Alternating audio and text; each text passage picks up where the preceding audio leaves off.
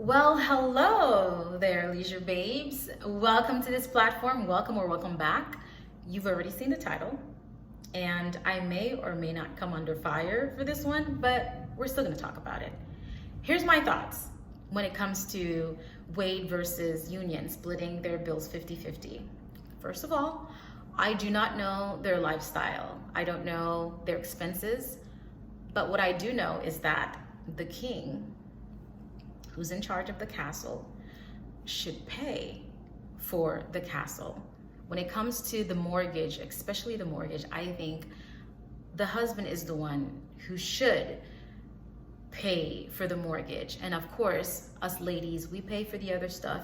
We can pay light bill, groceries, and other expenses in the home.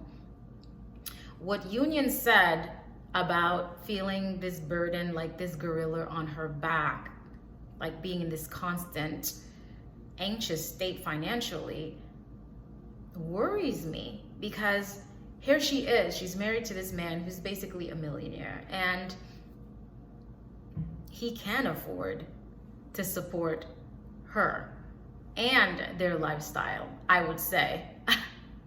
But sis is splitting the bill 50-50.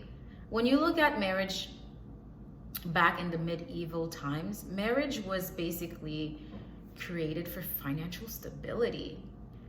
Love came second. If you had a neighbor who had a cow and you had 3 chickens or 2 goats, and they had a daughter, the other one had a son, what they did is join forces so that they can be more financially stable. Love came second. So this got me wondering, where do we stand, us common women, us the commoners, women like myself? I don't have a lavish lifestyle. My lifestyle is pretty simple. I keep it as simple can be. I don't have an exuberant amount of debt, no student debt and all that stuff, thank God.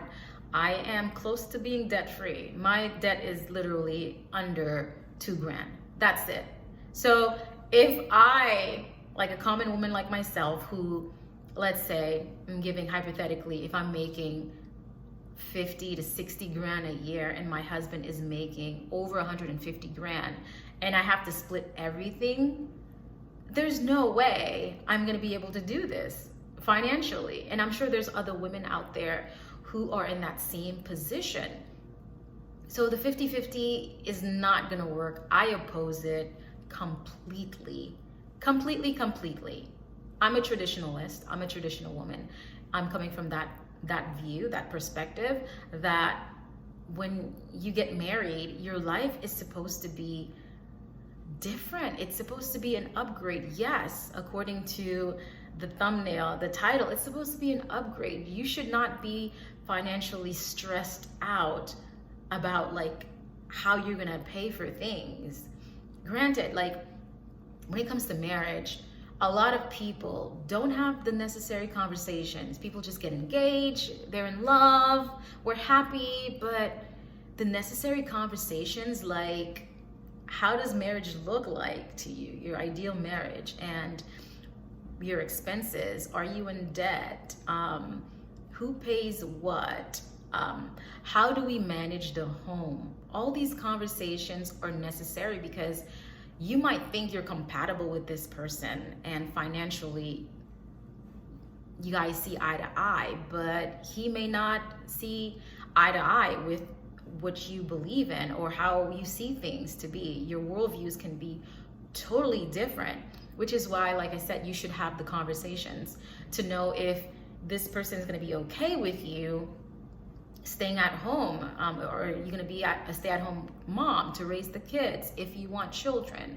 or if you're child-free still, if you want to be a housewife or a helpmate. All these conversations are necessary, but we don't have those conversations.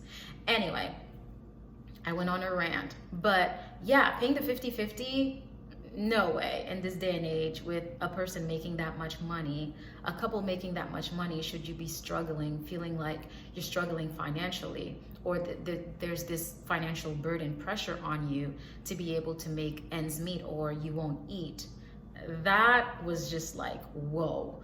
Like, why get married, sis? Like, honestly, if my life is gonna be financially stressed out with another person because we're just in love and love is just all we need, I won't do it.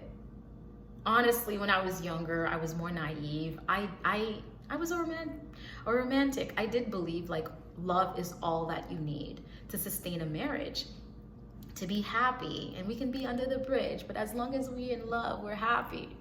Unfortunately, no, because love is not enough to sustain a marriage. It's not.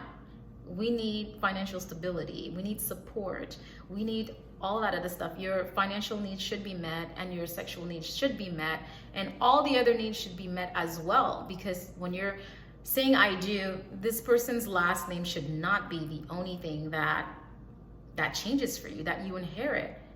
Your life should be at ease. You should be at peace, flourishing like a beautiful flower that you are as a woman, not struggling financially, not being anxious and worried and being and fretting for how we're going to pay this or how you're going to be able to pay your half of the bill. Working 2 jobs, 3 jobs. I've seen and I've heard other women's stories, not just this, not just the Wade versus Union, which makes me nervous, because if that's the case, like I said, I don't think, sis, you should get married. If your life is not going to be an upgrade, if you're not going to be happy, if you're not going to be miserable, because marriage should not be a death sentence. But for some, it's sad to say that it is.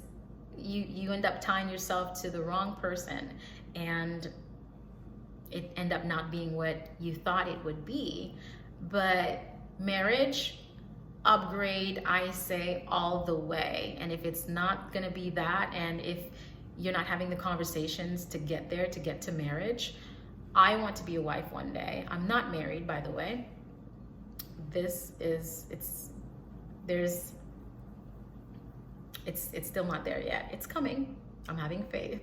But I'm a single woman, and I'm not married yet, but I do aspire to be a wife one day, a helpmate. I have that desire, and I pray to God that when I do say I do, that my life will not be a life of struggle, of financial instability, that I would be happy and content and basically living my best life with my spouse, because I would be also assisting and he'll be assisting me. I'll be supporting in different ways that will look different than the way that he supports me. And that goes for every other woman out there. That should be your main goal.